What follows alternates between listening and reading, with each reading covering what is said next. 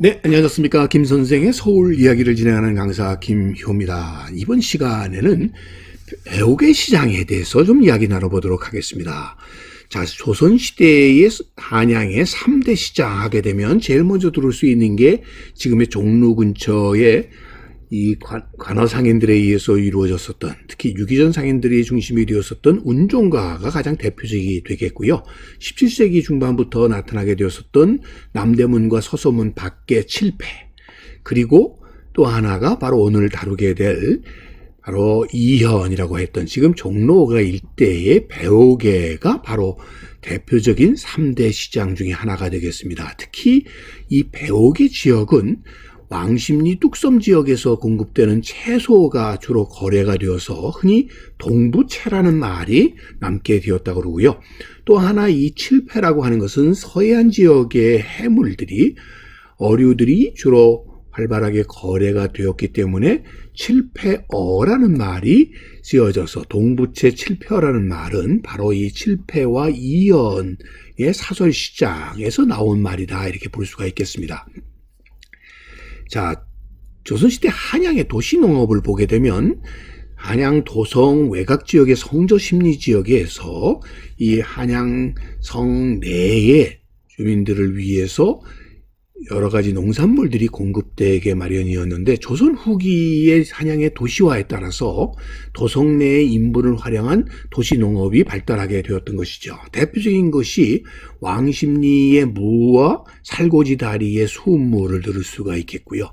또 서대문 밖에 가지, 오이, 수박, 연희궁 쪽에는 고추, 부추, 또 들을 수 있는 게 청파의 미나리, 이태원 쪽의 토란, 밤섬의 약초 등 다양한 채소들이 한양의 상권에 공급이 되었던 것이죠. 그 중에서도 들을 수 있는, 주목할 만한 것이 바로 이 동대문 일대 아랫대 지역이 되겠습니다. 흔히 우대와 아랫대라고 부를 때 이 아랫대는 훈련원의 이곳이 있다 보니까 주로 이 훈련원들이 있는 이 동쪽 지역, 이 특징이 되겠고요. 이 동대문 지역의 군영에 많은 군인들이 이 근처에 살다 보니까 특히 충분한 급료가 지급되지 않은 상황 속에서 군병들이 상업활동이 허용이 돼서 군병과 상인의 일체화 현상이 나타났을 뿐만 아니라 이곳에서 직접 채소를 재배하고 거래하는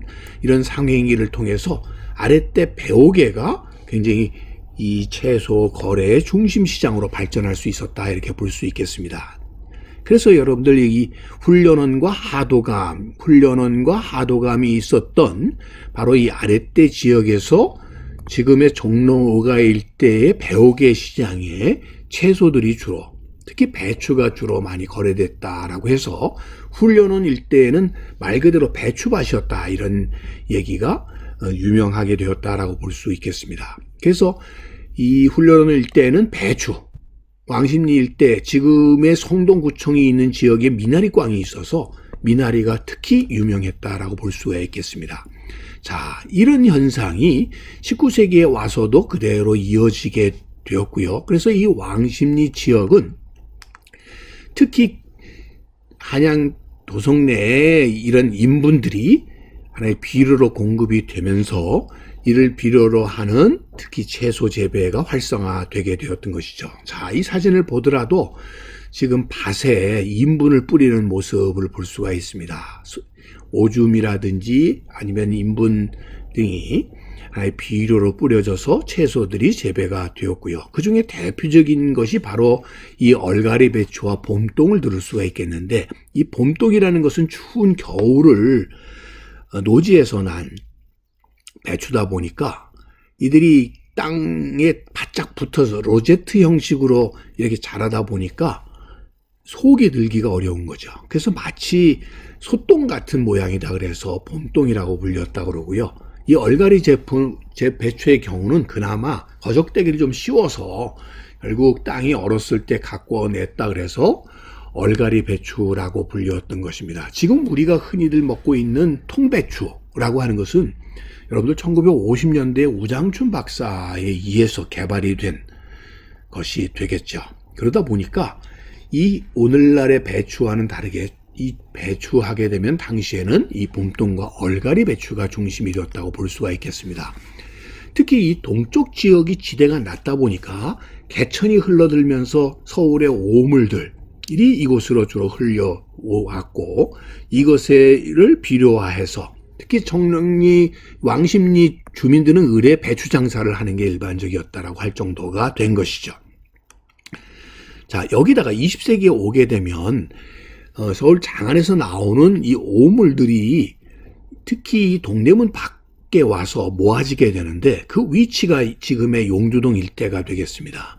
지금 이 녹색 선으로 표시된 것이 바로 당시 1930년대부터 60년대까지 운행을 했었던 기동차길이 되겠습니다. 이 기동차길이 이 용두동 쪽으로 이렇게 진행을 해오게 되는데, 자, 이 지도를 보게 되면 지금 이 청계천변의 판자촌 저 멀리 이렇게 표시된 요 지역이 검정다리가 되겠는데요. 이 검정다리로 거쳐서 당시 기동차가 운행을 했었다는 것이죠. 바로 이곳이 당시에 이 분뇨들이 모이는 말로 저장 탱크가 이 지역에 있었던 것이고요. 지금은 그 검정다리가 없어지고 난 뒤에 비우단교가 건설이 됐는데, 바로 이쪽 지역에 당시 분뇨 처리장이 있었던 것이죠. 자, 그리고 그곳을 거쳐가지고 왕십리를 거쳐서 결국 이 성동교 건너 이 뚝섬 지역에 또 분뇨 저장 탱크가 있어서 결국 이곳의 인분을 이용해가지고 농사를 짓다 보니까 왕십리 지역의 이 기동차를 중심으로 하는 지역에 한마디로 똥파리가 많았었다는 거죠. 그래서 오늘날도 뭐 왕십리 똥파리란 말이 나오게 된 것은 바로 이 배추 재배와 관련이 깊었다라고 보시면 되겠습니다. 특히 왕십리 지역에는 이 우물이 많아가지고 이곳에서 채소를 씻어가지고 배옥에 내게 마련이었고요. 그래서 왕십리에는 큰 우물 채소 시장이, 이 상왕십리 쪽에는 뭐 널 우물골, 말 우물골, 단 우물골 등 많은 우물들이 많아서 이것에서 배추를 이렇게 상품화하게 되었고요. 여기서 나온 우거지들을 가지고 일찍부터 그래서 해장국이 나오게 된 것이죠.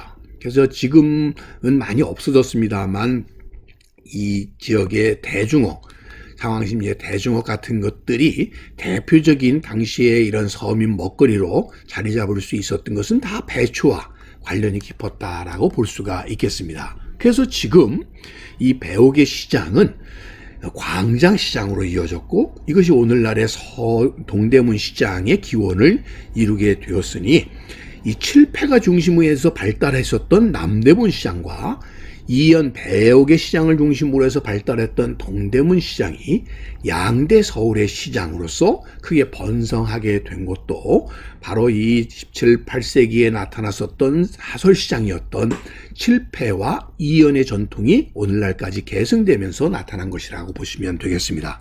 오늘날 종로 5가의 이 광장시장은 그런 의미에서 최초의 근대시장으로서 일제강점기 때는 배옥의 시장으로 이렇게 불리웠다가 오늘날은 이 광장시장, 또 그것이 발전해서 동대문 시장으로서 서울의 양대 시장으로 자리 잡게 되었다라고 보시면 되겠습니다. 오늘은 배옥의 시장에 대해서 꽃밭을 가꾸는 김 선생이 전해드렸습니다.